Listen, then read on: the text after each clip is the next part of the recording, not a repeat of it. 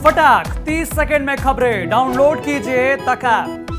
BJP ने छोटे दलों के साथ में हिस्सेदारी मोर्चा के साथ गठबंधन किया था। 9 से 10 ये दल हैं, लेकिन इन दलों को हिस्सेदारी अब नहीं मिल रही और इसके चलते उन्होंने अपनी आवाज़ बुलंद की है और कहा है कि अगर हिस्सा नहीं मिला तो कहीं ना कहीं गठबंधन से बाहर हो सकते हैं। हमारे साथ में बात करने के लिए मौजूद है हिस्सेदारी मोर्चा के जो संयोजक है रामधनी बिंद और उसके अलावा उनके साथ में उनके सह संयोजक भी हैं सुनील कुशवाहा। बिंद जी, बताइए कि आखिर हो क्या गया? आपने अक्टूबर में ऐलान किया था बीजेपी का साथ देने का, अब कहाँ बात अटक गई है, क्या हो पा रहा है?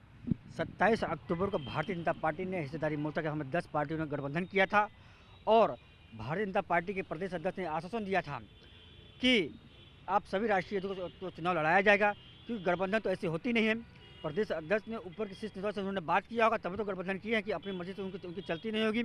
तो इस आश्वासन पे हम लोग लगे रहे और 27 अक्टूबर से आज तक हम भारतीय जनता पार्टी की समाज के अंदर कि भाई भारतीय जनता पार्टी शोषित अति पिछड़ों के विकास की है, क्योंकि यह 10 पार्टियां जो हैं हम शोषित अति पिछड़े समाज से करते हैं कि यह साबित हो गया कि बीजेपी ने हमसे गठबंधन किया है और भारतीय जनता पार्टी हमारा विकास कर सकती है, क्योंकि योगी जी और मोदी जी की जो छवि के नाते जो उनके काम है उनके कामों को देखते हुए हमने गठबंधन किया। हमें तो अखिलेश यादव भी बुलाए थे, उनके पास भी हम मैसेज अखिलेश यादव ने बुलाया था। अखिलेश यादव के पास मैसेज उनके लोग के माध्यम से हमारे पास मैसेज आया था आप वहाँ चाहिए, लेकिन नहीं, क्योंकि मुझे सबसे पहले राष्ट्रवाद की बात होनी चाहिए, विकास की बात होनी चाहिए। बीजेपी तो पिछड़ों को साधने में लगी है। हाँ। आपको क्या लगता है कि पिछड़ों में अनुप्रिया पटेल और संजय निषाद चेहरा है?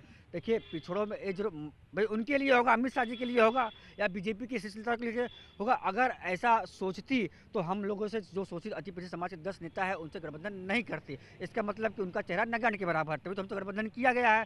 लेकिन आज की तारीख में जो सीटों की हवाई हो रही है, ऐसा लगता है कि कुछ उत्तर प्रदेश के जो नेता हैं जिनकी राजनीति खत्म होने वाली है, तो उन्हें कैसा लगता है कि भाई यह ऊपर जो 10 पार्टी के नेता अगर पूर्वांचल में उभर जाएंगे उनकी राजनीति खतरे में पड़ जाएगी।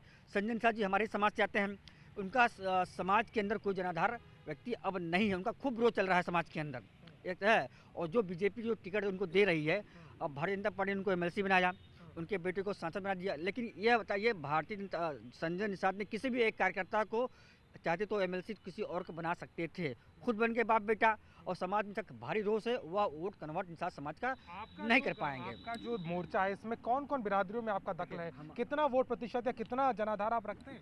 देखिए, मैं एक केवल समाज से मेरा 18% का वोट है, सुनील कुशवाहा जी 12% में है, मुसहर समाज 3-4% में है, चौहान 2-3% में है, और पश्चिम कश्यप है। इसी तरह हम 10 पार्टी के लोग हैं, पटेल भी हैं, तो 40%, 45% हम लोग हमारी जनसंख्या है।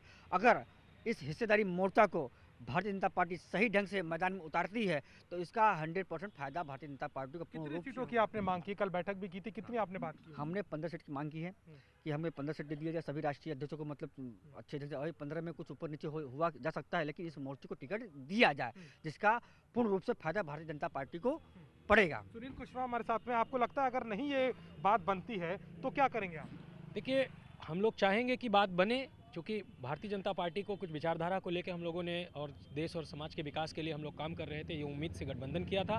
ऐसा नहीं है, हम लोगों की पार्टी का क्षेत्र में कई जगह पे 15 से 20 जिलों पर और पूर्वांचल की 100-125 सीटों पर बहुत व्यापक प्रभाव है। अगर बात नहीं बनती है, हमारी मांगों के अनुरूप सीटें नहीं दी जाती हैं, तो हम लोग लगभग 100 सीटों पर अपने उम्मीदवार उतारने की तैयारी कर रहे हैं और ये पूरा हमें विश्वास है। क्या छोटे दलों को बीजेपी की को चिंता नहीं है क्या? अखिलेश यादव तो छोटे दलों के साथ में बड़ा अपना कुनबा बना रहे हैं, बीजेपी क्या आपको जो कमिट किया था पूरा नहीं कर रही?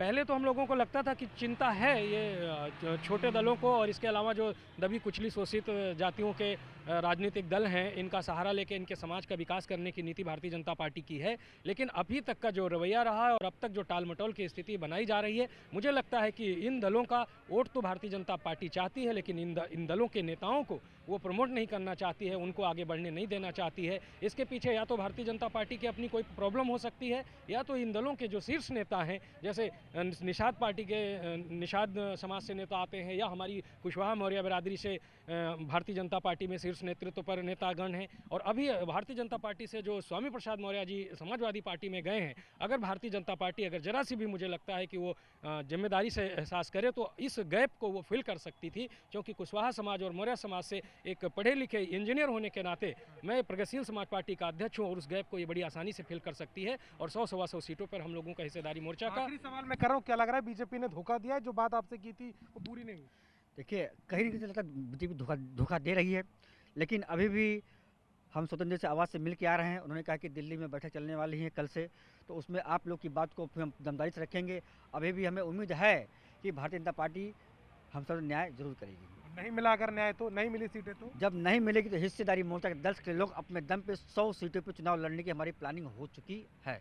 बिल्कुल, साफ तौर पर आप देख सकते हैं किस तरीके से हिस्सेदारी मोर्चा, जिसने अक्टूबर में ऐलान किया था बीजेपी के साथ जाने का, लेकिन अब स्थिति ये है कि किस सीट को तरस रहे हैं और इसको लेकर के अपनी मांग रखी है 15 सीटों की। अब बीजेपी को तय करना है, लेकिन स्थिति के हिसाब से लगता है कि कहीं ना कहीं हिस्सेदारी मोर्चा और बीजेपी की बात आखिर नहीं बन रही। लखनऊ से कैमरामैन संदीप के साथ अभिषेक मिश्रा, आज तक।